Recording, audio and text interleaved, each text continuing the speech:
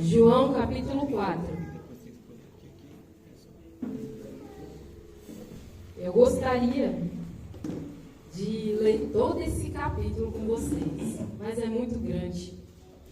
Então, nós vamos ler apenas alguns. Que tem o título Jesus conversa com uma samaritana. Os fariseus ouviram falar que Jesus estava fazendo e batizando mais discípulos do que João. Embora não fosse Jesus quem batizasse, mas os seus discípulos.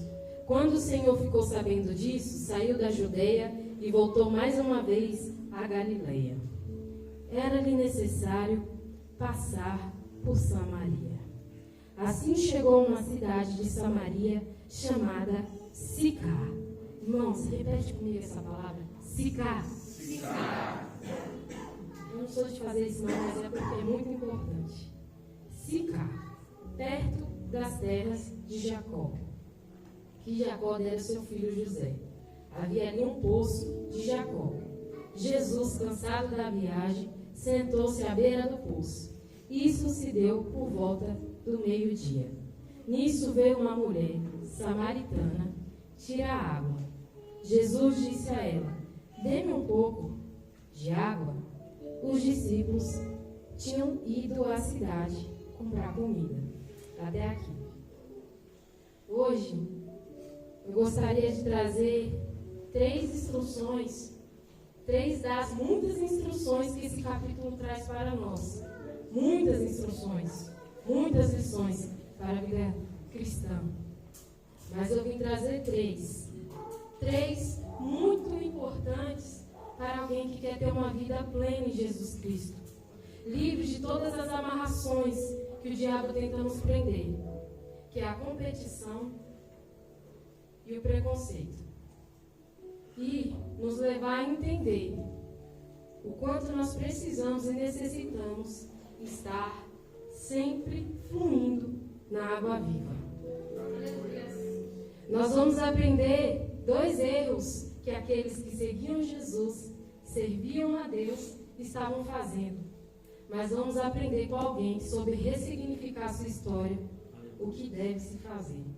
Alguém que não servia a Deus, estava afastado dele, mas entendeu o propósito. Nos capítulos anteriores, João começa a escrever. E João começa a anunciar João Batista. O discípulo João começa a falar de João Batista. E mostrando, ensinando o que João Batista estava fazendo. João Batista ele veio para preparar o caminho para o nosso Senhor. Nós sabemos disso. Nós sabemos que João Batista batizava com água para que nascesse de novo em Cristo, para que nós viemos nascer de novo. Na medida que chegou o momento de Jesus começar a pregar, evangelizar, ganhar as almas para o reino, trazer as boas novas, o Senhor direcionou os discípulos para que batizassem também. O que aconteceu? Nós sabemos que os fariseus, eles começaram a buscar as credenciais de João Batista. Eles separaram alguns recrutas e falaram assim: vai saber quem é, de onde veio, o que faz, por que está fazendo, tudo de João Batista. Tudo. E eles levantaram tudo. João Batista era um profeta singular daquela época. João Batista era um profeta que não tinha medo de falar.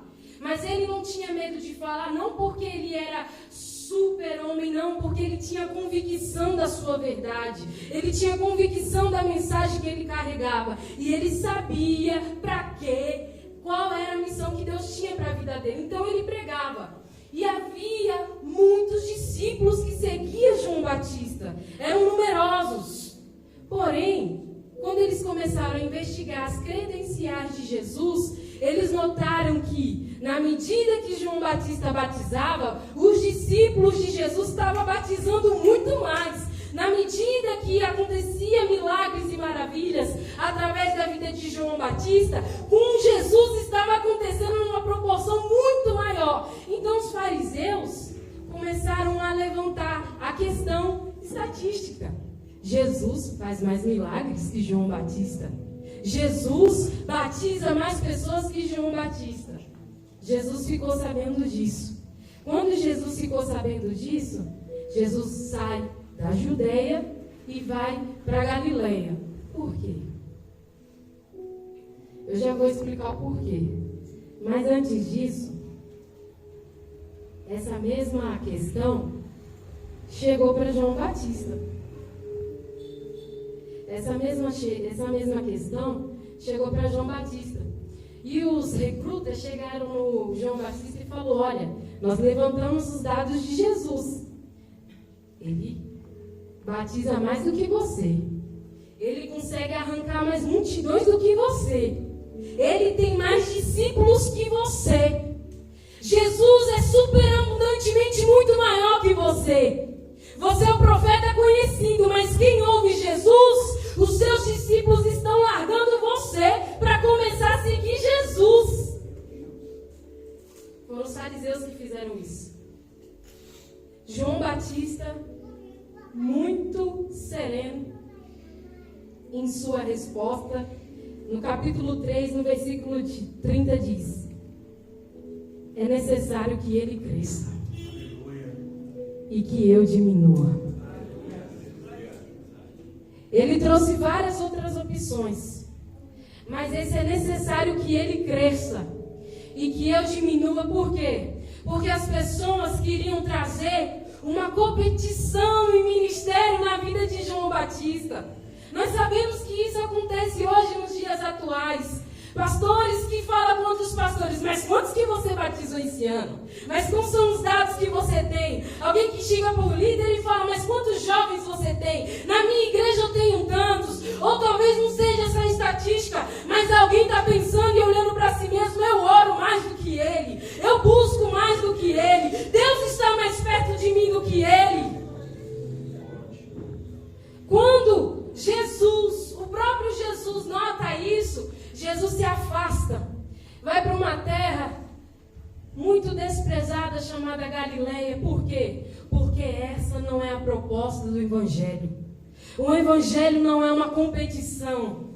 O Evangelho não é um lugar onde nós devemos, a igreja do Senhor, não é um lugar onde nós devemos disputar lugar. Não é um ambiente onde nós devemos disputar lugar. Por quê? Porque aqui tem lugar para todos. O Senhor reservou algo especial para todos. Aí alguém talvez deve pensar assim: eu não sou competidor. Eu não sou. Mas também não consegue ser feliz de ver alguém prosperando, sendo usado. Por quê? Porque eu não estou. Isso é muito sério, irmãos. Isso é muito sério. João Batista poderia encher o seu coração e falar: realmente. Jesus é maior do que eu tenho que fazer alguma coisa. Eu tenho que me mobilizar. Não. Importa que ele cresça. E eu diminua. Importa que ele seja o centro e eu seja apenas o instrumento. Importa que ele seja sempre a autoridade e eu servo. Porque nós aqui na presença dele somos apenas servos. Somos apenas, aleluia, soldados. E o Senhor é o nosso comandante. Diante do exército dele, ele escolhe quem é o líder, quem é o liderado. No exército dele, ele separa quem deve ir à frente, quem deve ir no meio, quem deve ir atrás. Mas o que importa é o coração de todos e está no foco e no centro do que ele quer.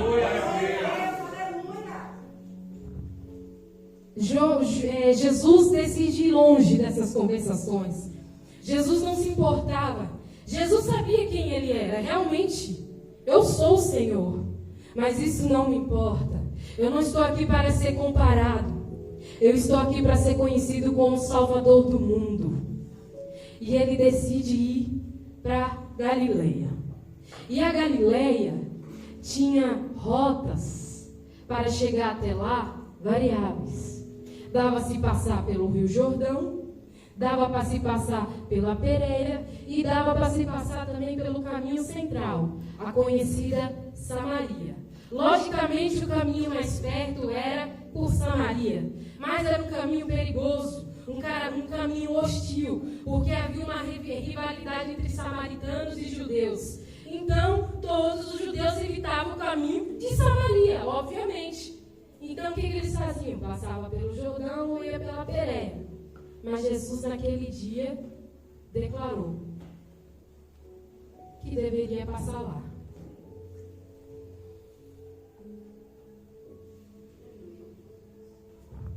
João escreveu: era-lhe necessário passar por Samaria. Por que João escreveu: era-lhe necessário passar por Samaria?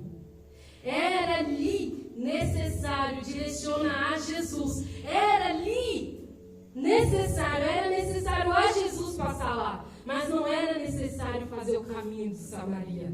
Mas era necessário passar em Samaria para encontrar uma mulher. Uma mulher que a Bíblia não dá nome.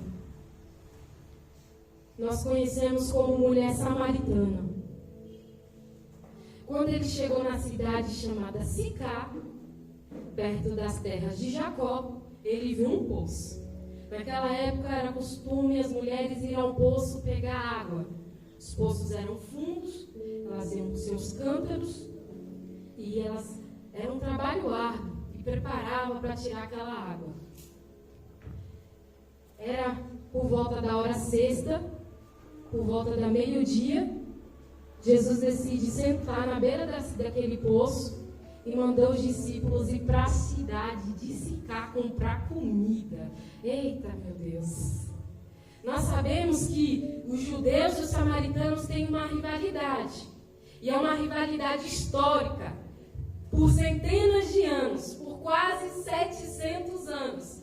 E a rivalidade, resumidamente, era por questões religiosas. Os samaritanos não seguiam a Bíblia, o Antigo Testamento todo. Eles só seguiam o Pentateuco, os 5 primeiros livros da Bíblia. Então os judeus, eles entravam em contradições com eles. Eles tinham uma forma de servir a Deus diferente. Eles serviam o mesmo Deus, mas era diferente. Mas o que aconteceu com os samaritanos? Os samaritanos eram judeus. Só que nesse período de guerra, de exílio, de raptura, de trás escravo, a Samaria ficou cheia de escravos de outras regiões. Gregos, romanos, nisso que se misturou, os judeus se casaram com os gregos. Os judeus se casaram com os romanos. E nisso houve um povo misto. E os judeus não gostavam disso. Não gostavam. Então os judeus desprezavam os samaritanos. E nisso os samaritanos começaram a desprezar os judeus. E esse povo passou a ser chamado samaritano. Não era mais judeus, eram samaritanos, misturados. Então, essa rivalidade que durava 700 anos, não existia nenhum tipo de acordo. Era se passado de filho para neto, para todos da família. Judeu não se comunique com samaritano. Se você se comunicar com samaritano, você é um impuro. Se alguém samaritano desejasse se casar com alguém judeu, ele estava cavando a própria cova na sua família. Ele estava chamando fogo do inferno para sua casa. Literalmente, irmãos. Literalmente. A rivalidade era tão grande que eles eram ponto de se ver e se matar. E Jesus sabe dessa cultura. Jesus sabe dessa situação. E o que Jesus faz? Decide passar em Samaria e mais. Vai ficar no poço sentado sozinho, esperando alguém chegar. E enquanto ele está sozinho, os discípulos vão para Sicar. Fazer o quê? Comprar comida. Eita. A Bíblia não relata, irmãos. Mas estudando o contexto histórico é muito claro. Os discípulos ficaram furiosos. Muito provavelmente, por quê? A gente vai comprar comida do samaritano? Impuro? Um povo hostil? Um povo violento? Nós vamos nos tornar. Imagina eles indo para o mercado. Não olha nem no olho. Dá um pão. Quero vinho.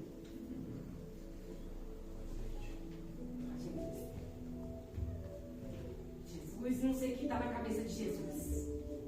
Não sei. Jesus precisava tratar o preconceito na essência. Jesus precisava tratar esse preconceito, essa rivalidade na carne. Por quê? Porque um bom mestre não é aquele que fala o que você deve fazer, é aquele que faz O que você deve fazer para te mostrar? Se eu faço, é possível para você também. Jesus precisava romper as fronteiras para que o Evangelho alcançasse o mundo e eu e você fôssemos alcançados. Se Jesus tivesse o prazer de alimentar samaritano e samaritano, judeu a judeu, eu e você não estaríamos aqui, porque nós somos gentios. Nós somos o povo que pelos judeus não deveria ter sido alcançado. E para eles nunca seremos. Jesus, ele tinha um foco, uma missão: salvar. Não importa a cor e não importa a sua cultura, o seu povo. Não importa, eu quero salvar. Só que ele precisava salvar os discípulos dessa competição, desse preconceito. Olha o que diz nos primeiros versículos, no capítulo 3. André identifica que Jesus é o Messias.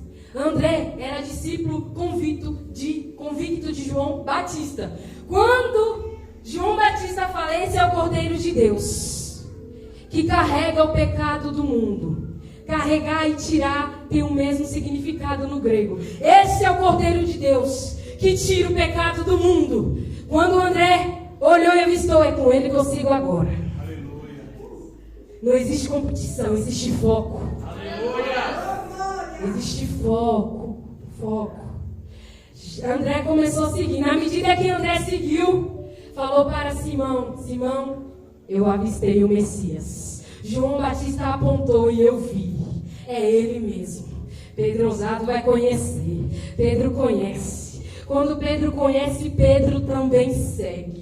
Na medida que Pedro segue, João Batista também tem um discípulo chamado Filipe. Filipe, reconhecendo que ele era o Messias, Filipe vai até Natanael e fala, Natanael, eu avistei o Messias. João Batista apontou para ele e eu reconheci. Ele é o Cordeiro de Deus que tira o pecado do mundo. O que Natanael pergunta? De onde ele veio?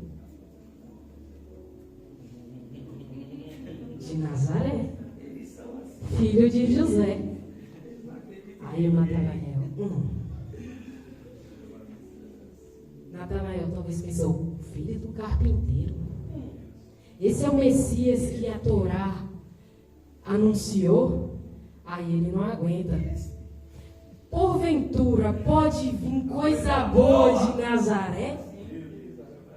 Nazaré era uma cidade de pouco menos de 3.000 habitantes. A mais pobre, a mais horrenda, a mais desprezada. Ninguém queria passar uma férias em Nazaré. Ninguém queria conhecer Nazaré. O povo de Nazaré era um povo muito simples, mas muito crente a Deus. Aleluia. Era um povo simples, mas tinha uma menina de 17 anos, aproximadamente, que cria no Deus dos seus pais. Um anjo aparece para ela e fala, és tu bendita entre as mulheres. O anjo diz para ela, no seu ventre nascerá o Filho de Deus, o Filho do Deus Altíssimo. Sabe que essa menina, talvez analfabeta, tão simples, ela viu todo o enredo e falou, eu sou virgem, sou noiva. Como isso pode se proceder? O Espírito Santo, hoje o Gabriel falou, ele cuidará de ti de tudo. A tua serva está aqui, Senhor. Tinha um povo temente naquela terra. Quando Natanael falou, porventura pode vir coisa boa de Nazaré, era um ditado popular. Todo mundo falava isso. Filipe disse, vem e vê. E vê. Quando Filipe se aproxima, olha para Jesus. É muito lindo, irmãos. É uma coisa assim encantadora. Quando Filipe olha para Jesus, ele começa a observar. E Jesus olha para ele e fala, eu te vi debaixo da figueira. Aleluia, glória a Deus. Quando Jesus fala para Natanael, eu te vi debaixo da figueira, Natanael, ele entende. Eu não sei o que Natanael estava fazendo na figueira. Eu não sei o porquê da figueira. Eu sei que Natanael reconhece. Tu és o profeta. Aleluia. Tu és o profeta. Era a forma que Moisés se referia ao Messias. Profeta João Batista era. Mas tu és o profeta. Natanael reconheceu numa simples palavra. Jesus só falou assim: eu te vi na figueira. Em outras palavras, Natanael, meu filho, eu te conheço. Naquela figueira eu te vi. Natanael reconhece, sabe por quê? Natanael percebe, ele me conhece. Natanael reconhece que ele é o Filho de Deus e começa a seguir. Jesus acrescenta: você me segue e crê agora só porque eu disse que te vi na figueira? Muito mais você verá. Você verá anjos descendo e subindo diante de mim, na minha autoridade, onde eu curarei e farei muitos milagres. E dessa forma se sucedeu. E foi assim que o ministério de Jesus e os discípulos foi se formando. E na medida que foi se formando, Jesus precisava quebrar os preconceitos dos discípulos.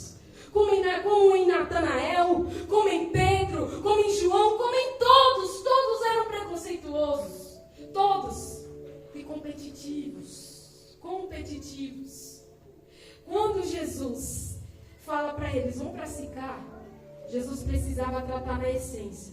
E o que isso me mostra é que me fez lembrar, enquanto eu estava cultuando, uma palavra do dia que um funcionário da Pinacoteca deu quando eu trabalhava lá.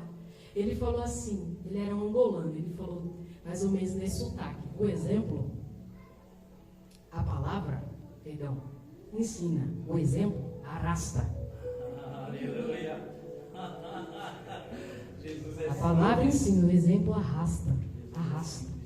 Não tente ensinar para os outros o que você não faz. Tem que ser a sua verdade. Se para você ainda é difícil, não fale. Porque foi dessa forma que Jesus ensinou. Na medida que ele ensinava, ele fazia. E aí Jesus, o mestre, conhecido na época como Rabi, senta no poço e fica lá. A mulher se aproxima por volta do meio-dia e começa a beber água. Obviamente ela não deu boa tarde, não falou nada, porque eles não se comunicavam. Não tinha contato. Jesus fala: dê-me água. Ela olha, observa e fala: Senhor, como o senhor, um judeu, pede água a uma samaritana? Aí Jesus respondeu: se você conhecesse o dom de Deus e quem lhe pede água, você lhe teria pedido, me teria pedido, e eu lhe teria dado água viva. Jesus respondeu, ela disse: Senhor, o Senhor quer me dar água viva, mas eu não vejo um cântaro em suas mãos. Não vejo um recipiente para você tirar a água do poço. Ela não estava compreendendo. Ela não estava compreendendo. Mas ela perguntou: onde eu posso conseguir essa água viva? Acaso o Senhor é maior que o nosso pai Jacó, que fez esse poço e os seus filhos, os seus gados usufruíram? Jesus respondeu: quem bebe desta água do poço tem sede de novo. Mas a água da vida que eu lhe der tornará uma fonte que irá jorrar pela vida eterna. Aí ela respondeu: Senhor, me dá dessa água, para que eu não tenha mais sede e não precise voltar aqui para tirar. Aí Jesus pergunta: vá, chame seu marido. O que tem a ver? Porque as coisas espirituais só se entendem de formas espirituais. No capítulo 3, Jesus está conversando com Nicodemos, falando sobre o novo nascimento. E precisava nascer de novo. Só que ele era um doutor, conhecedor da lei, entendia de tudo que podia da Bíblia, mas ele não conseguia entender se nascer de novo. Então ele foi tão literal que ele falou: tenho que voltar para o ventre da minha mãe? Jesus está falando com uma mulher simples, talvez sem conhecimento de nada, e ela também não entende nada. Porque as coisas de Deus só se podem ser entendidas se nós temos o Espírito de Deus. Se você não consegue ouvir a voz de Deus, se revelando e falando com você, é porque você necessita do Espírito dele para que se revele a você. Ela não entendia porque ela não tinha o Espírito. Mas na medida que ela começou a compreender, e ela percebeu, eu não quero mais ter sede, eu não quero mais voltar aqui. Ela pediu, me dar dessa água. E Jesus falou, ótimo. Jesus cativou a atenção dessa mulher. Uma estratégia maravilhosa de evangelismo. Cativou, prendeu, ela está curiosa, ela quer água viva. Qual o requisito para a água viva? Jesus faz uma convocação. Vá, chame seu marido. Por que esse marido? Porque para ter acesso à água viva, precisa ter arrependimento de pecados. Quando Jesus fala assim, vá, chama seu marido, Jesus queria convidar ela à sua consciência da vida desprezada que ela estava vivendo. Jesus identificou nela uma sede interior, uma pessoa sedenta que precisava de liberdade, que precisava de salvação, que precisava de amor e graça. Jesus, ele não foi coincidentemente para Samaria. Jesus tinha um propósito, além de alcançar a Samaria, alcançar aquela mulher. Quando Jesus fala, vai, chame seu marido, ela fala, não tenho marido. Jesus diz, disseste bem, você teve 5 casamentos, 5 vezes noiva, 5 vezes esposa, 5 vezes divorciada. E o que você tem hoje não é teu. Ou seja, está provavelmente num relacionamento extraconjugal, ou está, como o povo fala, ela perde a estrutura. Como ele sabe da minha vida? Como ele sabe quem eu sou? Como ele sabe da minha história? E ela começa a dizer, Senhor, ela quer se justificar dos seus pecados. Ela precisa de um escape, ela precisa de ajuda. Ela não sabe o que fazer. E ela fala, Senhor, os judeus falam que só deve adorar em Jerusalém. Aqui se fala que só pode adorar em Gezirim. Aonde se deve adorar? Jesus fala, haverá um tempo, e agora é, que os verdadeiros adoradores adorarão o Pai. Em espírito e em verdade. Em espírito e em verdade. Chegou a hora, porque o Pai é Espírito, Deus é Espírito, é necessário que o adorem em Espírito. Essa mulher disse, eu sei, quando o Messias vier, ele vai explicar isso tudo. Porque os samaritanos acreditavam que Deus só se adorava lá em Samaria, em Gezirim. E os judeus é só em Jerusalém. E ela disse, quando o Messias vier, ele vai explicar, ele vai dizer o que é o certo, o que é o errado. Jesus se anuncia pela primeira vez em seu ministério. Eu sou o Messias. Eu quem falo contigo. Jesus poderia ter escolhido Nicodemos para anunciar como Messias, porque mestre da lei, conhecedor, um rabi, professor, todo mundo reverenciava Nicodemos, mas Jesus escolheu uma mulher mais desprezada da sociedade. Aquela mulher estava meio-dia pegando água no poço. Não era costume das mulheres pegar água no poço meio-dia. A Bíblia diz que Rebeca vai no final da tarde recolher água no poço, e o servo, aleluia, de Abraão identifica ela como uma mulher para Isaac. E nós temos muitos outros relatos bíblicos que não é meio-dia a hora de pegar água no poço, mas meio-dia era a hora que ninguém ia ver ela, que ninguém ia chamar ela de uma mulher do mundo, que ninguém ia apontar o dedo na cara dela, porque ela tinha vergonha, ela tinha medo, ela não tinha paz. Então ela precisava se esconder. Então ela foi meio-dia no horário que ninguém vai ver ela. Mas Jesus deixou aquele momento para passar em Samaria. Jesus separou um dia para passar na minha casa. Jesus separou um dia para passar na sua cidade e dizer, agora chegou o meu momento. Você é o meu escolhido e é meu. Não fomos nós que encontramos Ele. Ele nos encontrou. Ele nos encontrou. Aquela mulher estava sozinha, provavelmente ela não tinha amiga. Quem vai ser amiga de uma destruidora de lares? Quem vai ser? Hoje é feio, mas naquele tempo, irmãos, era algo repugnante. Chega perto e você pega essa impureza, esse mal, esse espírito. Eu não estou aqui passando a mão na cabeça do que ela fazia, a vida dela. E foi isso que Jesus queria mostrar, filha. Você quer água viva? Larga essa vida.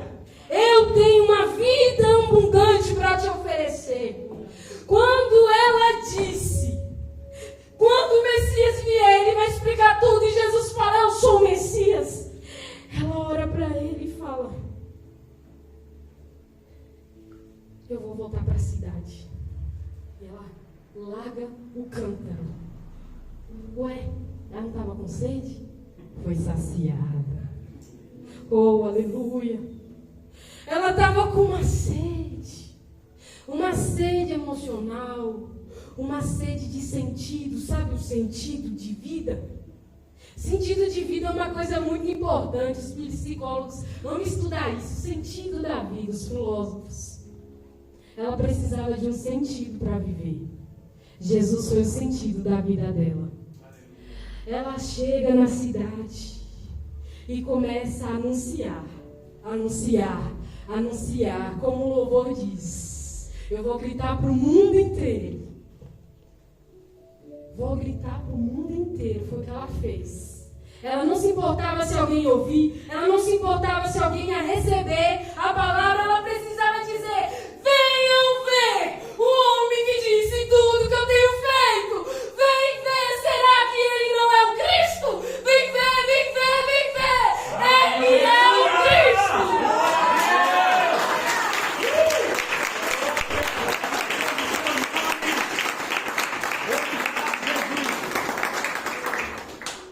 Ela começa a fazer o que os discípulos não estavam conseguindo fazer.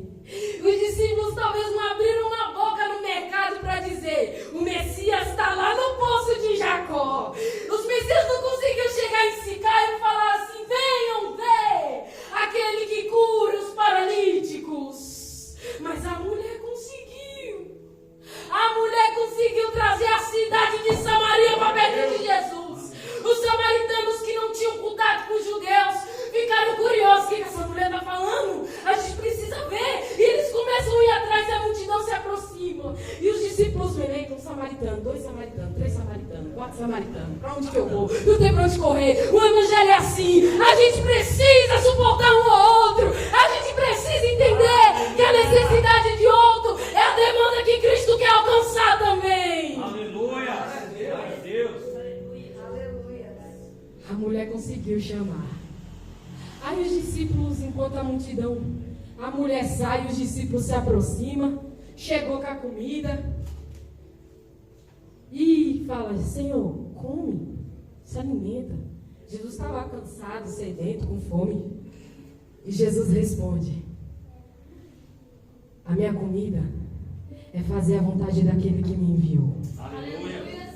Eles estavam preocupados em alimento carnal. Estava acontecendo transformação, milagre o quê? Interior, reconstrução, restituição. E eles não conseguiam enxergar. E Jesus precisava dizer para o seu povo e para a sua igreja, a minha comida é fazer a vontade daquele que me enviou. O que Jesus quer dizer? A nossa prioridade não são as nossas demandas pessoais. A prioridade que Deus quer para você é que Ele seja o centro da sua vida, das suas decisões e de tudo que rege o seu ser. Aleluia. Essa passagem nos convida, além de fugir das competições e preconceitos que Jesus estava trabalhando no interior dos discípulos, estava trabalhando para que o ministério deles fosse um ministério ilimitado. Em Atos dos Apóstolos, os discípulos fazem questão, agora aprenderam e começam a anunciar em Samaria.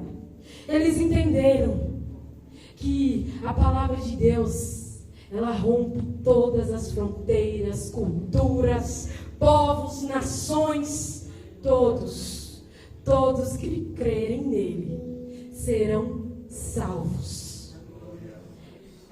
Como essa mulher encontrou o rio de água viva e anunciou a toda a cidade, e todos foram tocados, surpresos, convictos que ela estava certa, nós precisamos ser também. Dentro de nós precisa fluir um rio de água viva. Se você passa anos e anos na presença de Deus sem alegria, sem prazer de separar o seu domingo para engrandecer o nome dEle, talvez a vida não jorre mais em você. Necessita que a alegria que essa mulher encontrou, uma mulher que andava de cabeça baixa, essa alegria te encontrou, meu irmão. Essa alegria foi até a tua cidade, a tua casa, deu sentido à sua vida, deu sentido ao seu viver, e nunca mais você pode ser o mesmo. Nós precisamos passar essa alegria para o mundo, com quem trabalha com a gente, com quem está do nosso lado, para os parentes. Eles precisam ver, ainda que você não pregue. É necessário pregar, como ela fez, mas que veja em você um rio do Senhor. Aleluia! A sua vida está caindo aos pedaços, desempregado, precisando pagar dívidas, mas você está sorrindo, porque existe um rio em você que não permite que essa dor ocupe o lugar de Deus. A nossa dor não pode ocupar o lugar do Senhor. Ele é o único.